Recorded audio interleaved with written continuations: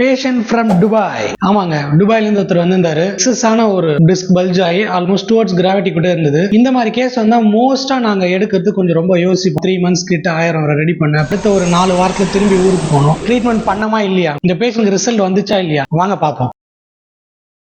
கையில் complete pain, நெக்கில் ரொம்ப பெயினாக இருந்துச்சு சார். துபாயில் வந்துட்டு 2 மாதம் ட்ரீட்மெண்ட் எடுத்தேன் சார். சக்ஸஸ் ஆகாமல் ஆர்த்தோ டாக்டர், நியூரோலஜி, கடைசியில் நான் போனது சர்ஜரி டாக்டர்கிட்ட. C4, C5, C6.